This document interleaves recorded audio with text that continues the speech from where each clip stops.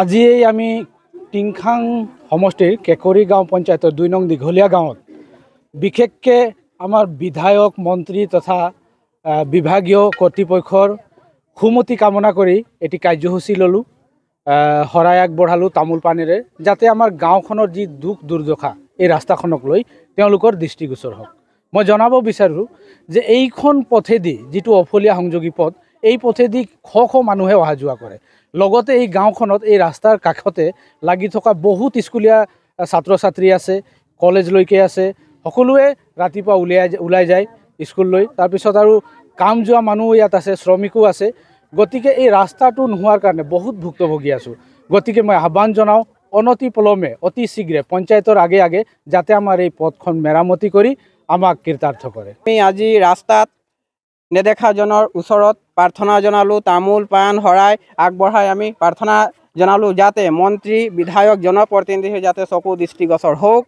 আৰু আমাৰ পঞ্চায়তৰ সভাপতি মহোদয়, আমাৰ ৯ নং ৱাৰ্ডৰ ৱাৰ্ড মেম্বাৰ ডাঙৰীয়ানী আৰু আমাৰ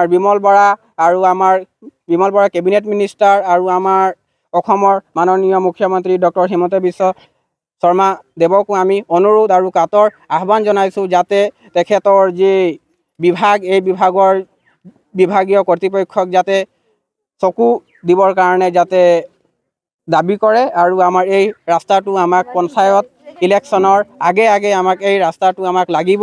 বলক সেৱাৰ ৰাস্তা এটা আমাৰ 2 কিলোমিটাৰ ৰাস্তাটো আজি বনাই দিব পৰা নাই। এইটো এটা এক পৰিতাপৰ কথা আৰু দুৰ্ভাগ্যৰ কথা। গতিকে মই আজি আপোনালোকৰ মাধ্যমৰ যোগেদি ইয়াকে ক'লোঁ। আৰু ২ নং দীঘলীয়া বাসিন্দা 129 নং আমাৰ কেকৰি গাঁও পঞ্চায়ত তথা আমাৰ ৰাস্তাটো বেয়া কাৰণে আমাক ৰাস্তা লাগে।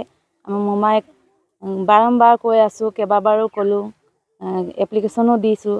জিঅ'টেকো হ'ল ইয়াত, জানো কি হৈছে পাছত আমি একো ক'ব নাজানো, হৈছে নহৈছে। আমাক কিন্তু ইলেকশ্যনৰ আগে আগে আমাৰ ফেভাৰ বলক লাগিব বুলি মোমাইক আমি কৈ আছোঁ বাৰম্বাৰ। আমাৰ ল'ৰা ছোৱালী অহা যোৱা, স্কুল অহা যোৱা কৰিবলৈ অসুবিধা, আৰু বুঢ়া মানুহ আছে, বুঢ়ী মানুহ বেমাৰ চেমাৰ হ'লে 108 মাতিবলৈও অসুবিধা হয়। আমাৰ ৰাস্তা দাঙি লৈ কিনে একেবাৰে স্কুললৈকে যাবলগীয়া হয় বহুত কষ্ট দি। সেইটো কাৰণে আমাক বিশেষকৈ আৰু দীঘলকৈও নকওঁ, যাতে আমাক এই ৰাস্তাটো সোনকালে বনাই দিয়ে যেন বুলি আশা কৰিছোঁ। মই দীঘলীয়াৰ হয়। মই ক'ব বিচাৰিছোঁ আমাৰ ৰাস্তাটো জলদিকৈ লাগে। বহুতে মানুহ অহা যোৱা কৰে, দিগদাৰ হয়, কষ্ট হয়।